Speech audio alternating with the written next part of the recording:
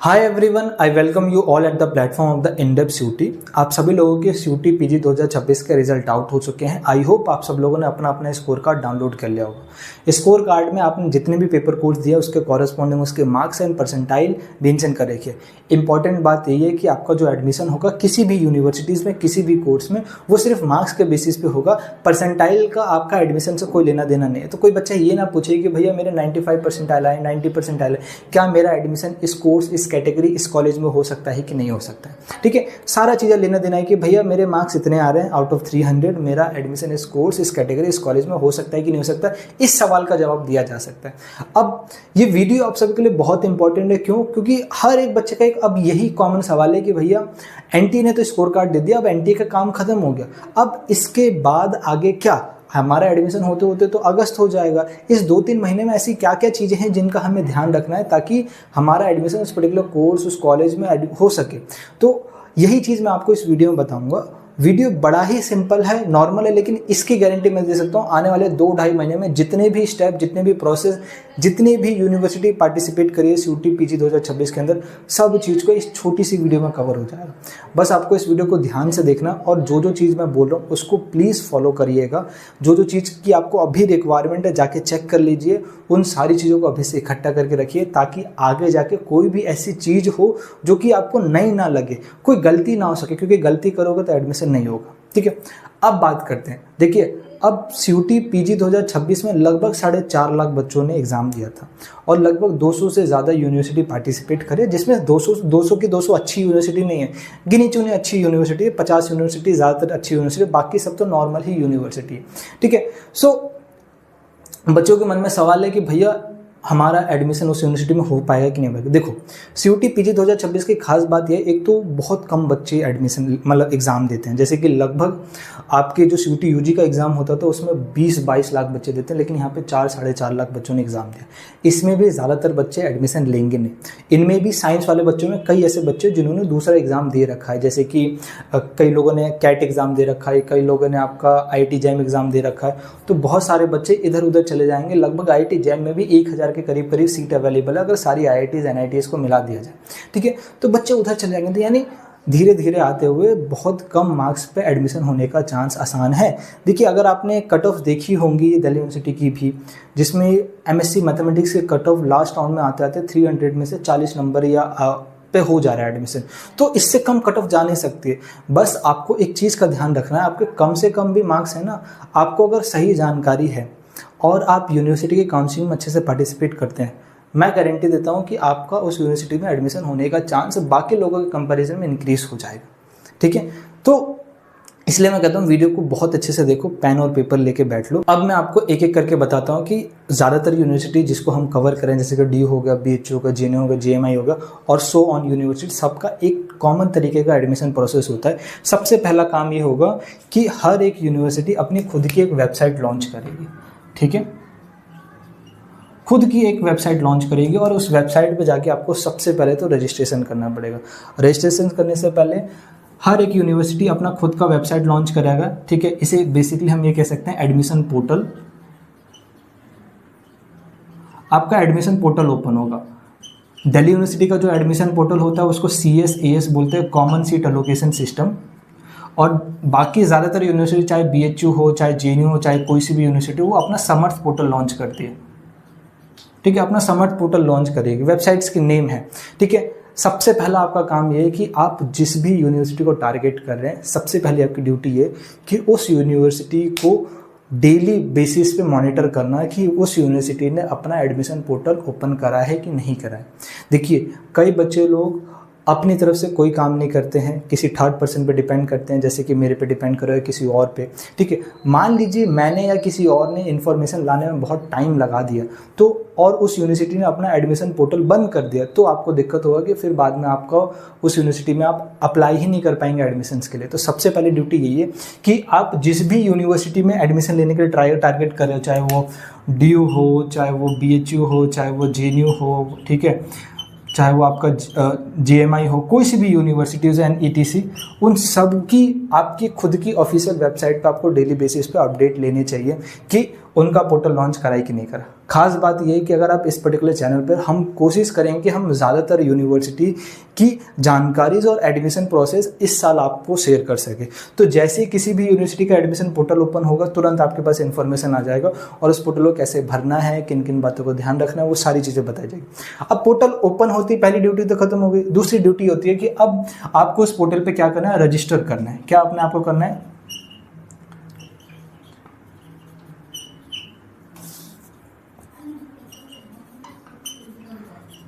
आपको उस पोर्टल पे क्या करना है, अपने आप को रजिस्टर करना है। अब रजिस्टर करने के लिए हर एक यूनिवर्सिटी के 3 फेज में रजिस्ट्रेशन चलते हैं। कोई भी यूनिवर्सिटी इस 3 फेज में ही चलती है, ठीक है। आपका होता है फेज़ 1, फेज़ 2 एंड फेज़ 3, ठीक है। फेज़ 1 आपका बेसिकली होता है रजिस्ट्रेशन। तो आपको उस क्या नाम है, उस पर्टिकुलर यूनिवर्सिटी ने अपना एक पोर्टल लॉन्च करा, उस पोर्टल पे आप जाओगे, उसमें फेज़ 1 जो होगा आपका रजिस्ट्रेशन होगा, यानी रजिस्ट्रेशन आपको करना पड़ेगा। किसी भी यूनिवर्सिटी आप अप्लाई कर रहे हैं, उसकी वेबसाइट ज़्यादातर आपकी इन्फॉर्मेशन एनटीए की एप्लीकेशन नंबर से ही ले लेती है, तो आपको ज़्यादा चीज़ें फिल नहीं करनी पड़ेगी, बाकी कई सारी डिटेल आपकी ऑलरेडी फिल होगी। लेकिन खास बात यह है कि आप रजिस्ट्रेशन में बहुत सारी ऐसी इन्फॉर्मेशन है जिसको आप चेंज कर सकते हो। क्या कर सकते हो, चेंज कर सकते हो। इससे फ़ायदा ये है कि मान लीजिए आपने कोई गलत इन्फॉर्मेशन एनटीए के एप्लीकेशन नंबर में डाल दी थी, एनटीए में उसका कोई क्या नाम है इफेक्ट आपको देखने को नहीं मिला, आपने कुछ भी डाला, आपने बस एग्जाम दे दिया, स्कोर कार्ड आ गया। लेकिन अगर वो इन्फॉर्मेशन गलत है और अगर आपने उसको रजिस्ट्रेशन करते समय यूनिवर्सिटीज़ में ठीक नहीं करा, यहाँ पे आपको इम्पैक्ट देखने को मिलेगा। वहाँ कोई फ़र्क नहीं पड़ा, लेकिन यहाँ इम्पैक्ट देखने को मिलेगा। आपको उस जो भी आपने इन्फॉर्मेशन दी, या तो उसके बेसिस पे सीट ही नहीं मिलेगी, या सीट मिलने के बाद जब फिजिकली वेरीफाई करा जाएगा तो आपकी सीट कैंसिल कर दी जाएगी, ठीक है। तो इसको बचने के लिए आप ज़्यादातर चीज़ें ठीक कर लो, ठीक है, जो भी गलतियाँ हैं। और रजिस्ट्रेशन करते समय एक खास बात का ध्यान रखो, कैटेगरी सर्टिफिकेट्स। कई लोगों ने सीयूटी पीजी 2026 का एग्ज़ाम फिल आउट करते समय कैटेगरी सर्टिफिकेट को ऐसे जनरली ट्रीट करा था, क्योंकि उनके पास डॉक्यूमेंट उस समय अवेलेबल नहीं थे। तो आप डॉक्यूमेंट अब नए बनवा सकते हो, ठीक है। उसके अलावा कुछ नॉर्मल कैटेगरी जैसे कि जनरल को कोई डॉक्यूमेंट की ज़रूरत नहीं पड़ती। आता है एससी एसटी का कोई सेंट्रल और स्टेट नाम का डॉक्यूमेंट नहीं होता। अगर आपकी जो कास्ट है वो सेंट्रल कास्ट लिस्ट के अंदर रजिस्टर है, एक वेबसाइट होता है, वेबसाइट का लिंक डाल दूंगा, वहाँ पे आप जाओ, अपना स्टेट सेलेक्ट करो, चेक करो मेरी कास्ट वहाँ पे रजिस्टर है कि नहीं। अगर रजिस्टर है, आप एसटी के लिए वैलिड हो जाते हैं, ठीक है। आपका डॉक्यूमेंट बस होना चाहिए, कहीं का भी हो, चाहे वो सेंट्रल का हो चाहे स्टेट का। आता है ओबीसी और ईडब्ल्यूएस, इसके लिए इंपॉर्टेंट होता है क्या, ओबीसी और ईडब्ल्यूएस। अब ओबीसी और ईडब्ल्यूएस वो डॉक्यूमेंट है जो हर साल बनवाए जाते हैं या हर साल रिन्यू कराया जाता है। 1 साल से पुराना डॉक्यूमेंट है तो उसको वैलिड नहीं माना जाता। तो अगर आपका डॉक्यूमेंट ऑलरेडी बन रखा है और वो पुराना है, ठीक है, तो उसको नया रिन्यू कराओ। और इसकी जो उसकी डेट होती है वो लगभग आपके डॉक्यूमेंट की 1 अप्रैल इस साल की 2026 से। तो आप अगर ईडब्ल्यूएस नया बनवा रहे हो तो 1 अप्रैल 2026 से वो वैलिड होगा, उससे पुराना है तो इनवैलिड होगा। 1 दिन पुराना भी तो भी इनवैलिड हो जाएगा, ठीक है। रिन्यू करा रहे हो तो भी आप रिन्यू करा सकते हो, अगर अभी तक नहीं कराए जाके करा लो जितनी जल्दी हो सके, क्योंकि एक बार प्रोसेस स्टार्ट हो जाएगा, आपने वहाँ फिल आउट कर दे, फिर आगे जाके आपको अगर डॉक्यूमेंट आपके पास नहीं आया तो प्रॉब्लम होगा। अब कुछ बात का खास ध्यान रखना, मान लीजिए हाल फिलहाल में किसी यूनिवर्सिटी ने अपना एडमिशन प्रोसेस ओपन कर दिया, ठीक है, आपको वहाँ रजिस्ट्रेशन करना है, आपके पास अभी कोई डॉक्यूमेंट नहीं है लेकिन आपने अप्लाई कर रखा है, वो 1 महीने के अंदर बन के आ जाए, कोई बात नहीं, ठीक है। रजिस्ट्रेशन करते समय आप वहाँ पे अपनी कैटेगरी में वो डाल दो, भले डॉक्यूमेंट नहीं है लेकिन डाल दो। क्यों? क्योंकि 1 महीने बाद बन के आ जाएगा। जब तक फिजिकल वेरिफिकेशन होगा तब तक इन हैंड आपके क्या नाम है आपके पास डॉक्यूमेंट होगा और तब वो चल जाएगा। अगर आपने जनरल कर दिया, खामा का कट ऑफ आ जाएगी और आपका एडमिशन नहीं हो पाएगा। तो इन चीज़ों का ध्यान रखो। रजिस्ट्रेशन करते समय जैसे ही आपने सारी डिटेल फिल कर दी, उसके बाद आपको फ़ी पेमेंट करना पड़ेगा। क्या करना पड़ेगा? फ़ी पेमेंट। अब कुछ बच्चे कहेंगे कि भैया हमने फ़ी तो एनटीए में भर दी थी, एनटीए की फ़ी का यहाँ कोई लेना देना नहीं है। आपको हर एक यूनिवर्सिटी जिसमें भी अप्लाई कर रहे हैं वहाँ पे उनका खुद का चार्ज होगा, उसको फिल आउट करना पड़ेगा। जैसे कि अगर हम बात करेंगे दिल्ली यूनिवर्सिटी का लगभग 150 से 200 चार्ज होता है जनरल कैटेगरी के लिए, लेकिन बीएचयू का यही 500 होता है। और कई यूनिवर्सिटी तो एक पेपर का लेती है कि आप BA हिस्ट्री के लिए जा रहे हैं, मतलब सॉरी MA हिस्ट्री के लिए जा रहे हैं, तो आपको अलग से मतलब 750 देना पड़ेगा। अगर आप उसके साथ उसी यूनिवर्सिटी में दूसरे सब्जेक्ट के लिए यानी पॉलिटिकल साइंस के लिए जा रहे हैं तो उसमें आपको अलग से 750 देना पड़ेगा। तो इसी तरीके से हर एक यूनिवर्सिटी का फ़ी क्राइटेरिया अलग अलग होता है, ठीक है। कहीं पे ऐसा होता है कि जैसे दिल्ली यूनिवर्सिटी के बीच हो, एक बार फ़ी पेमेंट कर दिया, आप ज़्यादातर कोर्सेज में जितने में एलिजिबल हो सब में अप्लाई कर सकते हो। लेकिन जैसे कई यूनिवर्सिटी है जिसमें आपने सिर्फ एक बार पेमेंट करा, उसमें सिर्फ एक कोर्स के लिए अप्लाई कर सको, दोबारा दूसरे कोर्स के लिए करना है तो दोबारा रजिस्ट्रेशन करो, दोबारा फ़ी पेमेंट करो, एंड देन दोबारा मतलब आपको उस कोर्स के लिए आप अप्लाई कर पाओगे, ठीक है। रजिस्ट्रेशन फेज़ 1 खत्म होते फेज़ 2 आता है, और फेज़ 2 आपका आता है प्रेफरेंस फिलिंग, ठीक है। आपको प्रेफरेंस लिस्ट बनानी होती है। अब ये प्रेफरेंस लिस्ट क्या है पहले उसको समझ लो। देखो कई यूनिवर्सिटी में फेज़ 1 खत्म होते ही तुरंत फेज़ 2 ओपन कर दिया जाता है, लेकिन कई ऐसी यूनिवर्सिटी जिसमें फेज़ 1 ओपन होने के भरने के बाद फेज़ 2 ओपन होने में कुछ दिन का टाइम दिया जाता है। जैसे कि किसी यूनिवर्सिटी ने रजिस्ट्रेशन अपना पहले करा लिया लेकिन फेज़ 2 अपना बाद में ओपन कर रही है, लेकिन कई ऐसी यूनिवर्सिटी जस्ट फेज़ 1 भरा उसके बाद फेज़ 2 ओपन होगा। फेज़ 2 में आपको प्रेफरेंस लिस्ट फिलिंग करनी है। अब भैया ये प्रेफरेंस लिस्ट क्या है, देखिए बहुत सारी यूनिवर्सिटीज़ हैं जिनके एफिलेटेड कॉलेज हैं। ज़रूरी है कि एक कोर्स, ऐसा ज़रूरी नहीं है कि जो आप कोर्स करने जा रहे हो वो सिर्फ मेन कैंपस में अवेलेबल हो, एफिलेटेड में भी हो सकता है। तो आपको बेसिकली, और आपने एक से ज़्यादा पेपर कोड दिए हो तो आप 2-3 कोर्स के लिए एलिजिबल हो जाते हैं। तो अब यहाँ पे आपको एक प्रेफरेंस बनानी होती है अपनी प्रायोरिटी के अकॉर्डिंग कि जो मेरी बेस्ट ऑफ बेस्ट प्रायोरिटी है इस कोर्स को लेना, सेकंड प्रायोरिटी है मेरा दूसरा कोर्स लेना, थर्ड प्रायोरिटी है मेरा तीसरा कोर्स लेना, क्योंकि मैं इन तीनों कोर्स के लिए एलिजिबल हूँ।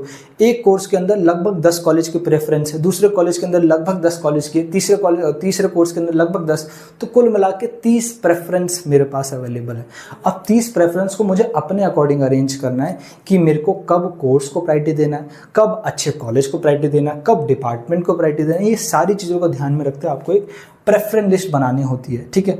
अब ये प्रेफरेंस लिस्ट बनाते समय कई सारे बच्चे बहुत कॉमन गलतियां करते हैं जिनको जानकारी नहीं है। कई सारे लोगों को ऐसा लगता है कि मेरे कम नंबर आए हैं तो मैं अगर डाउनग्रेड कॉलेज और डाउनग्रेड कोर्स को ऊपर रखता हूं तो सबसे पहली या दूसरी कट ऑफ में मेरे को दे दिया जाएगा, क्योंकि किसी दूसरे बच्चे की प्रायोरिटी में तो वो 20वें नंबर पे है। ऐसा कहीं पर कुछ नहीं होता है, ठीक है। प्रेफरेंस लिस्ट बस आपको एक कोर्स एंड कॉलेज की आपने एक यूनिवर्सिटी को दिया है कि हाँ ये मेरा ऑर्डर है, इसके अकॉर्डिंग मेरे को सीट अलोकेट करी जाए। सीट को हमेशा नीचे से ऊपर अलोकेट करा जाता है, कभी ऊपर से नीचे अलोकेट नहीं करा जाता, ठीक है। तो कुछ बच्चे ये गलती कर देते हैं, गलत कॉलेज गलत कोर्स डाल दिया और सोचते हैं कि मेरे को वो कॉलेज पहले मिल जाएगा। ऐसा बिल्कुल भी नहीं होता, ठीक है। आपको जो आपका एडमिशन आपके मार्क्स के बेसिस पे ही मिलेगा, आपकी कोर्स आपकी कैटेगरी में ही आपको मिलेगा, ठीक है। जैसा भी आपका मार्क्स है, ऐसा नहीं होगा कि आपने ऊपर रख दिया तो आपको पहले दे दिया जाएगा, ठीक है। इन बातों का ध्यान रखना। तो प्रेफरेंस लिस्ट बनाते समय हमेशा टॉप कॉलेज को ही प्रायोरिटी दीजिएगा। अब सवाल आता है कि बहुत कॉमन मिस्टेक, जैसे दिल्ली यूनिवर्सिटी की ही बात करते हैं। दिल्ली यूनिवर्सिटीज़ में, और जो बच्चे दिल्ली में ही रहते हैं, मल्टीपल कॉलेजेस हैं जहाँ पे सेम मास्टर डिग्री ऑफर करी जाती है। फॉर एग्जांपल 76 करीब कॉलेज है दिल्ली यूनिवर्सिटी के अंदर, उसमें भी लगभग 40 से 50 कॉलेज ऐसे हैं जहाँ पे मास्टर डिग्रीज ऑफर करी जाती हैं, ठीक है। बच्चों को ऐसा लगता है कि जो क्लासेस है वो मास्टर डिग्री के उस पर्टिकुलर कॉलेज में होते हैं, नहीं, वो यूजी वालों बच्चों के लिए होता है कि वहाँ पे जो भी उनका कोर्स होगा उस पर्टिकुलर कॉलेज में होगा। मास्टर्स में ऐसा बिल्कुल भी नहीं होता। आपको उस कॉलेज का टैग मिलेगा लेकिन आपकी क्लासेस उस कॉलेज के अंदर नहीं चल रही है। तो जो बच्चे दिल्ली के अंदर रह रहे होते हैं वो हमेशा, जब भी उन्होंने यूजी कोर्स भरा था, जब भी उन्होंने अपने यूजी कोर्स के लिए ट्राई करा था, तो आपने हमेशा ये कोशिश करिए कि मेरे घर के पास वाला मेरे को कॉलेज मिल जाए ताकि मेरे को ज़्यादा ट्रैवल ना मिले। हमेशा आपने प्रायोरिटी में यही रखा है कि मेरे घर के पास वाला कॉलेज मिल जाए, ठीक है। भले वो कॉलेज उतना नॉर्थ कैंपस जितना अच्छा कॉलेज नहीं है, लेकिन नॉर्थ कैंपस के लिए मेरे को 2-2.5 घंटा ट्रैवल करना पड़ेगा, इससे तो मैं बच जाऊँगा। तो यही चीज़ अगर आप यहाँ पीजी में कर दोगे तो गलती हो जाएगी। क्यों?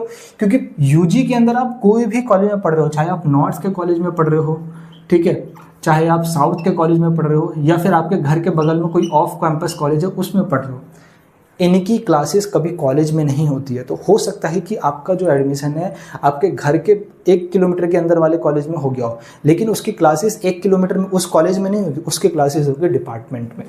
कहाँ पे होगी?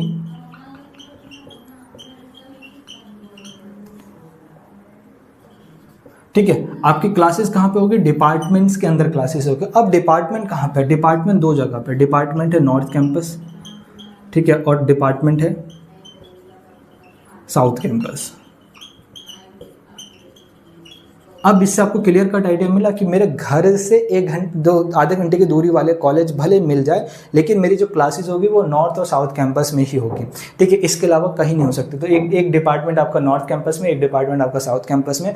नॉर्थ कैंपस वाला डिपार्टमेंट ज़्यादा अच्छा है, साउथ कैंपस वाला डिपार्टमेंट थोड़ा डाउनग्रेड है, ठीक है। कौन से कॉलेज पर कौन सा डिपार्टमेंट मिलेगा वो मैं आपको बाद में बता दूंगा, लेकिन आपकी क्लासेस डिपार्टमेंट में ही होगी। तो आपके घर के बगल वाला भी कॉलेज होगा, क्लासेस के लिए आपको डिपार्टमेंट ही जाना पड़ेगा। तो हमेशा कोशिश करिए कि अपनी डिग्री के साथ अच्छे कॉलेज का टैग जोड़िए, क्योंकि ट्रैवल करके तो आपको डिपार्टमेंट ही जाना पड़ेगा। आई होप आपको एक क्लियर कट आइडिया होगा। इसी तरीके से आपका BHU के अंदर से एफिलेटेड कॉलेज है, इलाहाबाद यूनिवर्सिटी के अंदर भी एफिलेटेड कॉलेज है, JNU के अंदर है, JNU के एफिलेटेड कॉलेज अवेलेबल्स नहीं है, तो आपको JNU के अंदर मेन कैंपस में ही रहेगा, क्योंकि JNU के सारे कॉलेजेस, ठीक है, उसके मेन कैंपस के अंदर है। इसी तरीके से आपको अपने प्रेफरेंस फिलिंग करनी है, और प्रेफरेंस फिलिंग करते समय दिल्ली यूनिवर्सिटी वाले बच्चे इन बात का ध्यान रखें, और बाकी सारे बच्चे भी इन्हीं बात का ध्यान रखिए कि मास्टर्स डिग्री के लिए आपका कोर्स, तो आपको पता ही है कि आप किस भी कोर्स में मास्टर्स करने वाले हो, वो तो आपको सॉर्ट आउट है, लेकिन आप कोशिश करिए कि अच्छे से अच्छे कॉलेज का टैग अपने डिग्री के साथ लगा सके, उसकी ज़्यादा वैल्यू होगी रेदर देन डूइंग कोई भी कोर्स आप कर लीजिए अपने घर के बगल से, ठीक है। जैसे आपका फेज़ 2 फिल हो जाता है, प्रेफरेंस आपने फिल कर दे, उसके बाद फेज़ 3 स्टार्ट होता है। अब फेज़ 2 तक आपको अपना सारा काम करना था, फेज़ 3 पे आपका यूनिवर्सिटी करेगी, क्या करेगी, फेज़ 2 पे आपका यूनिवर्सिटी काम करेगी, आपका कोई काम नहीं होता। फेज़ 3 पे यूनिवर्सिटी मेरिट लिस्ट निकालती है, मेरिट लिस्ट निकालते। दिल्ली यूनिवर्सिटी फेज़ 3 में 3 मेरिट लिस्ट एक साथ निकालता है, BHU फेज़ 3 में 4 मेरिट लिस्ट एक साथ निकालता है। इसी तरीके से बाबा Saheb Bhimrao Ambedkar university, JNU university, Allahabad हो गया, ज़्यादातर यूनिवर्सिटीज़ अपनी मेरिट लिस्ट फेज़ 3 के अंदर निकालते हैं।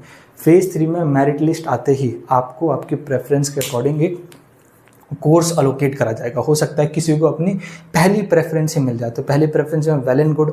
किसी बच्चे को 10वीं अपने प्रेफरेंस से मिलती है, तो उसके पास फर्दर चांस है कि वो उसको ऊपर वाली भी प्रेफरेंस मिल सकती है। तो इन मेरिट लिस्ट में जिस भी बच्चों का नाम आता है उसको उसके पोर्टल पे वो सीट दिखती है, और उस सीट को एक्सेप्ट करने के लिए मौका दिया जाता है कि आप सीट को एक्सेप्ट करते हैं। जैसे ही आप एक्सेप्ट करेंगे, आपका सारा का सारा डाटा उस पर्टिकुलर कॉलेज, उस पर्टिकुलर कोर्स जो भी आपको लोकेट करा गया है दे दिया जाता है। वो कॉलेज और कोर्स के पास एक पर्टिकुलर टाइम दिया जाता है कि 3 से 4 उस कॉलेज के पास है, आप कुछ नहीं कर सकते। वो कॉलेज वेरीफाई करेगा आपके डॉक्यूमेंट्स को। कोई भी प्रॉब्लम आता है वो कॉलेज आपको मेल करेगा कि ये आपके डॉक्यूमेंट में प्रॉब्लम है, उसको इसका ओरिजिनल डॉक्यूमेंट हमें दीजिए या इसका सॉल्यूशन बताइए, रीज़न बताइए। और उसके बाद अगर सारी चीज़ें ठीक होती है तो फिर वो कॉलेज सारी डॉक्यूमेंट वेरिफिकेशन करने के बाद आपके पोर्टल पे पेमेंट लिंक जनरेट करता है। वो कॉलेज कर रहा है, ठीक है, यूनिवर्सिटी नहीं। तो जैसी पेमेंट लिंक जनरेट होगी उस पर आप पेमेंट करेंगे और आपका उस कॉलेज एंड कोर्स में एडमिशन हो जाता है। अब ये जनरल है, लेकिन हर एक यूनिवर्सिटी में ऐसा नहीं होता कि सारी चीज़ें पोर्टल पे ही हो जाए। कई ऐसी यूनिवर्सिटी है जहाँ पे आपकी मेरिट लिस्ट आई है, एक लिस्ट, जनरल लिस्ट निकाली गई है, उसमें आपका नाम है। अब नाम है तो उस लिस्ट के बेसिस पे आपको पर्टिकुलरली कॉलेज में बुलाया जाएगा, तो फिर वहाँ पे आपको कॉलेज जाना पड़ेगा। जाने के बाद वहाँ पे सारी चीज़ें आपकी फिजिकली वेरीफाई करी जाएगी, और उसके बाद जैसी सारी चीज़ें ठीक होती है आपको वहीं पर उसी समय पेमेंट करना होगा, तब जाके उसका एडमिशन वहाँ पर होगा। तो हर एक यूनिवर्सिटी का अलग अलग है। बेसिकली DU, JNU, BHU की बात करो, इलाहाबाद की बात करो, तो ज़्यादातर यही प्रोसेस यहाँ पर फॉलो करा जा सकता है, ठीक है। जैसी मेरिट लिस्ट आएगी, मेरिट लिस्ट आते ही पहली मेरिट लिस्ट, दूसरी मेरिट लिस्ट, तीसरी मेरिट लिस्ट, चौथी मेरिट लिस्ट, इस तरीके से मेरिट लिस्ट आई है, ठीक है। मेरिट लिस्ट में मान लीजिए किसी बच्चे को पहली प्रेफरेंस मिल गई तो उसका काम खत्म होगा, उसने फी पेमेंट करा, उसका एडमिशन हो गया, ठीक है। अब वो वेट करेगा कि कब कॉलेज चालू होगा और उस दिन से मेरे को जाना है, ठीक है। लेकिन जो बच्चे जिनको मान लीजिए 10वीं प्रेफरेंस मिले, उनको एक अपग्रेड का मौका दिया जाता है, ठीक है। क्या दिया जाता है? अपग्रेड का चांस दिया जाता है कि मान लीजिए 10वें नंबर पे मेरे को कोई साउथ कैंपस का कॉलेज मिला है मेरे कोर्स में, मेरे को पहले राउंड में ही मिल गया, मैंने वो सीट एक्सेप्ट कर ली और उसके बाद उसको अपग्रेड पे डाल रखा है, ठीक है। तो सेकंड राउंड में हो सकता है कि वो इंक्रीज करके 10वें से 8वें पे चले जाए, ठीक है। शायद सेकंड में ना जाए तो थर्ड में जा चले जाए। तो इसी तरीके से मेरे पास एक मौका होगा कि वो मेरी प्रेफरेंस लिस्ट यहाँ से इंक्रीज करके वहाँ चली जाए, ठीक है। तो 10वीं प्रेफरेंस से मेरे को 5वीं प्रेफरेंस मिल गई। मान लीजिए अब मेरे को नई 5वीं प्रेफरेंस मिल गई, तो पुराने वाले प्रेफरेंस से मेरा नाम ऑटोमेटिकली कैंसिल हो जाएगा, इसमें मैं कुछ नहीं कर सकता। इसलिए मैं कहता हूँ कि हमेशा प्रेफरेंस अच्छी बनाइए। अगर प्रेफरेंस में गलत कर दिया, मान लीजिए आपके 10वें नंबर का कॉलेज अच्छा था, ठीक है, और 5वें नंबर का कॉलेज खराब था, मान लो आपको पहले 10वें का ही मिल गया है, गलती से मिल गया, ठीक है, लेकिन जैसे अपग्रेड होकर 5वें पे गया तो आप ये दोबारा नहीं कह सकते कि मेरे को ये नहीं चाहिए, मेरे को वो वाला वापस कर दो, ऐसा नहीं होगा। तो हमेशा प्रेफरेंस अच्छी ही डालिएगा। आपको एक बार जो कॉलेज मिल गया उसके बाद जैसे ही अपग्रेड होगा पुराने वाले से ऑटोमेटिकली नाम कैंसिल हो जाएगा, नए कॉलेज में जाएगा। नए कॉलेज का अलग फीस होता है, खासकर दिल्ली यूनिवर्सिटी की बात करो, BHU को तो इन जनरल होता ही है, ठीक है, नॉर्मल। इलाहाबाद का भी यही होता है। तो आपको नए कॉलेज है, नए कोर्स तो वही रहेगा, लेकिन मान लीजिए आपने जो भी प्रेफरेंस डाला था उसका जो भी उस समय नया फीस मांगा गया होगा कि ये फीस वहाँ पे रिक्वायर्ड है, अगर वो आपके इस वाली फीस से एडजस्ट हो गया तो वेल एंड गुड, ठीक है। नहीं हुआ, एक्स्ट्रा अमाउंट लग रहा है तो फिर वो एक्स्ट्रा अमाउंट आपको पेमेंट करना पड़ेगा यहाँ पे, ठीक है। अगर वो एक्स्ट्रा अमाउंट नहीं है, मान लो कम में ही हो गया, तो जो रिटर्न अमाउंट यहाँ एक्स्ट्रा बच गया वो आपको कुछ महीनों बाद आपके अकाउंट में डाला गया, तुरंत नहीं, तो कुछ महीने लग जाएंगे वो पैसा आपके पास वापस आने, ठीक है। यहाँ पे भी सेम वही, कॉलेज के पास डाटा जाएगा, डॉक्यूमेंट वेरिफिकेशन करेगा, कोई प्रॉब्लम होगी आपको राइज करेगा, सब कुछ ठीक हुआ, पेमेंट लिंक जनरेट हो गया और उसके बाद आप पेमेंट कर पाओ। जैसे ही हो जाएगा उसके बाद नॉर्मल राउंड्स खत्म हो जाएंगे। नॉर्मल राउंड के बाद आता है स्पॉट राउंड, जहाँ पे बहुत बच्चों को चांस होता है कि कम से कम मार्क्स पे एडमिशन हो जाए, ठीक है। BHU अपने 2 स्पॉट निकालता है, दिल्ली यूनिवर्सिटी ने पिछले साल 4 स्पॉट राउंड निकाले थे, JNU ने अपने 2 या 3 स्पॉट राउंड निकाले थे। इसी तरीके से स्पॉट राउंड में ज़्यादा चांस होता है कि आपका कम मार्क्स पे एडमिशन हो जाए। तो नॉर्मल राउंड्स के बाद बच्चों का कॉलेज स्टार्ट हो जाएगा, ठीक है। स्पॉट राउंड वाले बच्चों को अभी भी घर पे बैठ के वेट करना पड़ेगा कि मेरा नाम वहाँ पे आ जाए, ठीक है। जैसे ही मेरा नाम आएगा उसके अगले दिन से जितनी जल्दी हो सके आपको कॉलेज जाना चाहिए, क्योंकि वहाँ पे क्लासेस पहले से ही ऑलरेडी चल रही होंगी, ठीक है। आई होप आपको सारी चीज़ें समझ में आएगा। और यही एंटायर प्रोसेस है एक सारी क्या नाम है किसी भी यूनिवर्सिटीज़ में एडमिशन लेने का आपके रिजल्ट के बाद। मेरे को नहीं लगता कि इसके बाद आपके पास कोई भी डाउट बचा होगा, और मैंने एक ही वीडियो में आपको सब कुछ अच्छे से एक्सप्लेन करा है।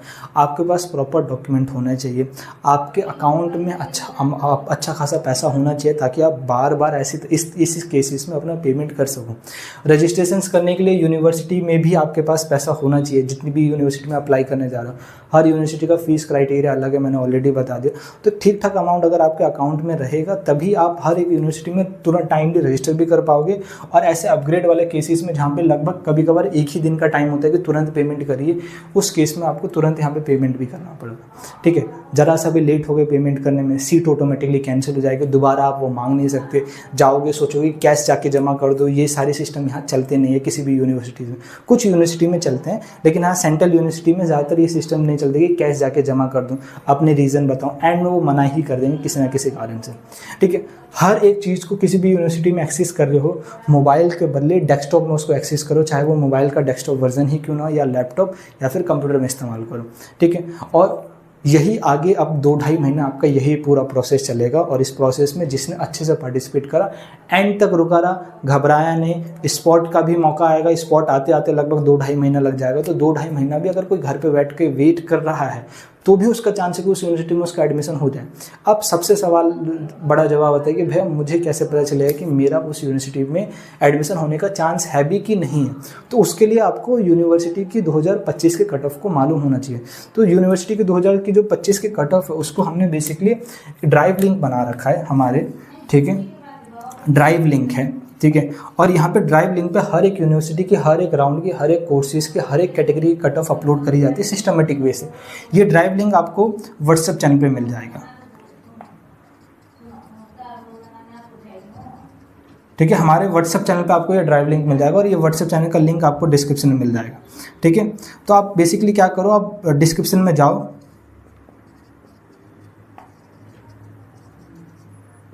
ठीक है, डिस्क्रिप्शन आपको मिल जाएगा। अब यहाँ पे डिस्क्रिप्शन में जाओ, व्हाट्सएप चैनल मिलेगा, ऑलरेडी बहुत सारे बच्चे ज्वाइन है, वहाँ पे जाओ और वहाँ पे ड्राइव लिंक आपको ड्यू की हो, BHU की हो, JNU की हो, JMI की हो, बाबा साहब भीमराव अम्बेडकर यूनिवर्सिटी, सबकी वहाँ पे ड्राइव लिंक आपको स्पेशली मिल जाएगी। जिस यूनिवर्सिटी की नहीं है उसका नाम आप हमें बता दो, हम उस यूनिवर्सिटी का कहीं ना कहीं से 2025 के कट ऑफ को जुगाड़ करके उस ड्राइव लिंक पर अपलोड कर देंगे, ठीक है। आई होप आपको ये सारी इन्फॉर्मेशंस, ठीक है, काम आएगी, और इस इन्फॉर्मेशन के बेसिस पर आप 2-3 महीना अच्छे से सर्वाइव कर पाओगे, इस काउंसलिंग प्रोसेस में अच्छे से पार्टिसिपेट कर पाओगे। जरा से भी गलती करोगे, आपका जरा से भी आपने लापरवाही कर दी, आपका एडमिशन नहीं हो पाएगा, ठीक है। तो नज़र आपको हर चीज़ पे रखनी है, अच्छे से पार्टिसिपेट करना है, कोई भी डाउट आता है, कभी भी कोई प्रॉब्लम आ रही है इस 2-3 महीने में, हमसे कांटेक्ट करने के लिए डिस्क्रिप्शन में टेलीग्राम, इंस्टाग्राम में 24 घंटे ओपन रहता है। कभी भी कोई प्रॉब्लम आए मैसेज कर सकते हैं। कोई डॉक्यूमेंट के बारे में पूछना है, किसी भी चीज़ के बारे में पूछना है, इस पे आप मैसेज कर सकते हैं, ठीक है। कमेंट बॉक्स ओपन है, कमेंट बॉक्स का भी रिप्लाई करा जाता है, कमेंट में भी आप कमेंट कर सकते हैं, ठीक है। व्हाट्सएप चैनल का लिंक आपको डिस्क्रिप्शन में मिल जाएगा। डेडिकेटेडली आपको एक प्लेलिस्ट मिल जाएगी CUT PG 2026 की, जितनी भी अच्छी इन्फॉर्मेशन है वहाँ पे उसको अपडेट कर दिया जाता है, तो उस प्लेलिस्ट को एक बार जाके देख सकते हैं, ठीक है। और किसी को कुछ भी पूछना है मेरे को इस कमेंट बॉक्स में बता दो, भैया इस यूनिवर्सिटी के बारे में बता दो, इस कॉलेज के बारे में बता दो, ड्यू की प्रेफरेंस लिस्ट दे दो, जो भी अलग अलग तरीके के सवाल है हमें बता दो, ताकि हम उस पर आपको इन्फॉर्मेशन प्रोवाइड कर सकें। चैनल पर पहली बार आए हो, इन्फॉर्मेशन आपके काम की लगे, प्लीज़ चैनल को सब्सक्राइब कर लो, बेल आइकन हिट रख लो, कोई वीडियोस डालेंगे तुरंत आपके पास नोटिफिकेशन आएगा। अपने दोस्तों को शेयर कर दो, कॉलेज ग्रुप में शेयर करो, ठीक है। वीडियो अच्छा लगा लाइक करिएगा। चलिए स्वस्थ रहें, मस्त रहें, ठीक है, और अच्छे से पार्टिसिपेट करिए। मिलेंगे अगली वीडियो में कोई और नई जानकारी के साथ विथ इन डेप्थ नॉलेज। जय हिंद।